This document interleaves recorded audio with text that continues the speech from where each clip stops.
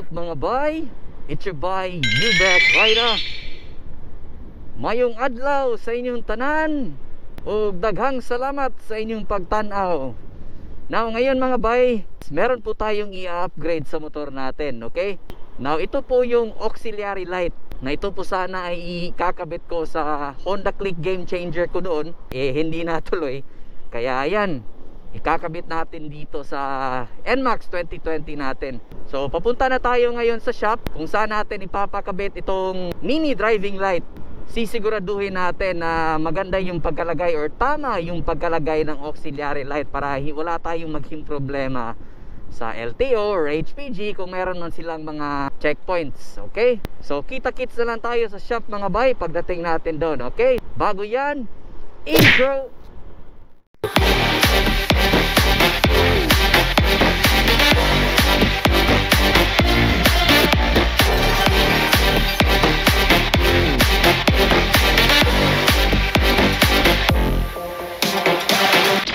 So ito mga bay, ito yung bracket na ilalagay sa NMAX 2020 natin ngayon.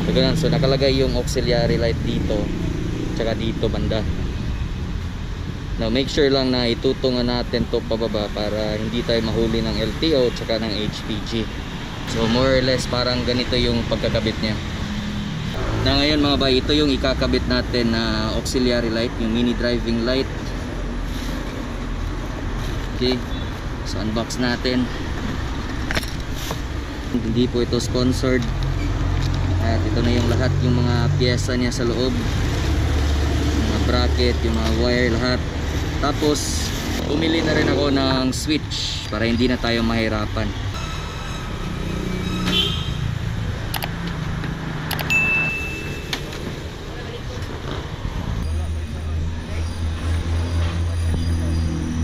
Ito mga bay, si Boss Jojo yung magkakabit ng auxiliary light natin. So si Boss Jojo din yung nag-require sa ating Mio Soul Eye noon sa kabilang shop. So ngayon dito na siya sa DX2. Siya pa rin yung magre-rewire ng ano natin, ng NMAX 2020. Ngayon mga bay, sinisiguro na ni Boss Jojo yung pagkabit ng bracket natin. Isa kasi yan sa requirements ng LTO na dapat hindi siya maapektuhan ng vibration o hindi nakalagay sa movable part ng motor. Yan, so nakatornilyo siya sa gilid at saka dito.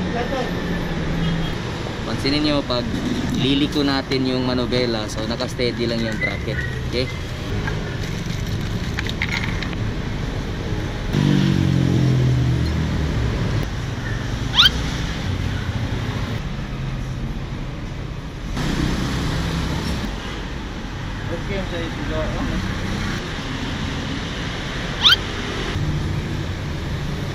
Kansa?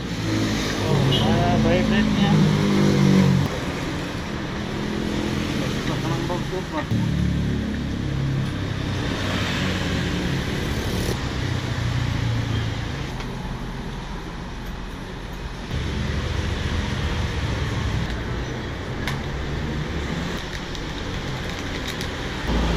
Mga itubig lagi.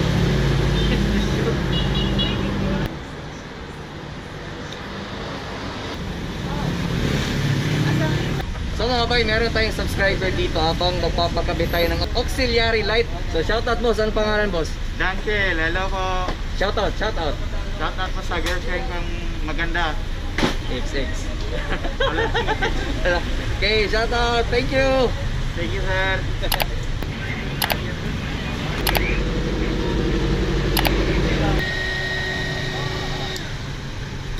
Ayun, nagla-live tayo habang nagla-vlog.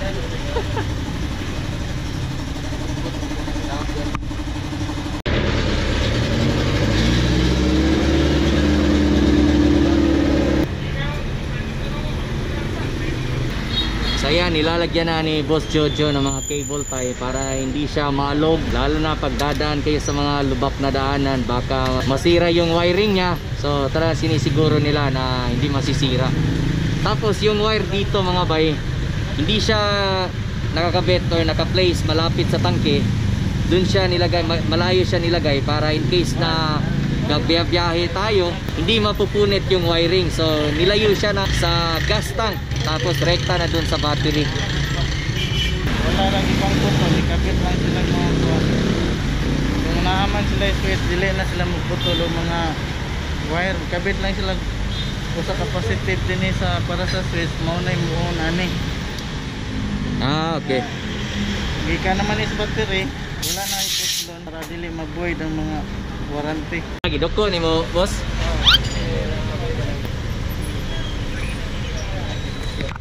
So ayan mga bay, itong auxiliary natin nakatungo na siya pababa sa nakikita nyo, para kung meron tayong kasalubong hindi siya masisilawan. Okay? Yo, sa susunod yung Tagalog ka naman, kung Bisaya. Punta ka ng Thailand, tapos hindi ka marunong ng Tagalog.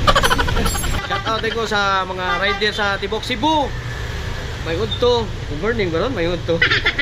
Mara na. Right. So ayan mga bay, tapos na naikabit yung auxiliary light natin, nakatungo na siya pababa. So tetest natin ito mamayang gabi at i-check natin kung kamusta nga ba yung ilaw. Okay? So bagong subscriber natin, boss, shout out boss. Shout out. Big Rida. Shout out sa iya, bunsa ba? Alcon the vlogger. Boss, thank you, thank you. Boss Dong, thank you. Boss, ayos ako boss. Boss Jo, nana dito boss ha. Thank you, thank you. Thank you, boss Jojo. Thank you. One eternity later. Okay mga bay, welcome back. So ito po yung kuha sa auxiliary light natin kapag gabi na.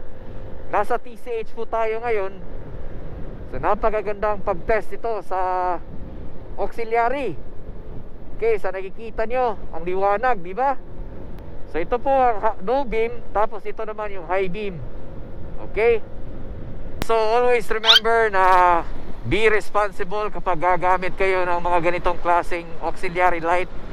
Make sure lang na hindi kayo nakakasagabal sa mga ibang motorista. Sa nakikita niyo nga sa ginagawa ko, medyo hassle kasi pag meron tayong kasalubong, i-off pa natin kasi hindi natin na-test kasi yung ano hindi natin na-test sa bahay kung kamusta nga ba yung buga ng auxiliary natin.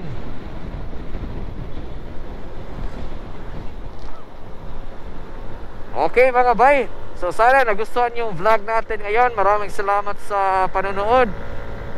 At shoutout nga pala sa kasamahan natin ngayon. Ito sila, nasa harapan si Marie at saka si AC. At yung nasa unahan naman, yung pinakauna, yung nakikita nyo doon, si Vince. Kasama natin sa Extra Rice Riders Club. Yan po yung grupo namin, Extra Rice Riders. Okay mga bay, so dito ko na po yung vlog. Maraming salamat po sa inyong panonood. As a show of support, please don't forget to subscribe at i-click nyo na po yung notification bell para updated kayo palagi sa mga bawat uploads ko. Okay? So see you guys on the next one. Ride safe po sa inyo lahat. Stay safe. Peace to all. And God bless us all. Daghang salamat sa inyong pagtanaw. Apir!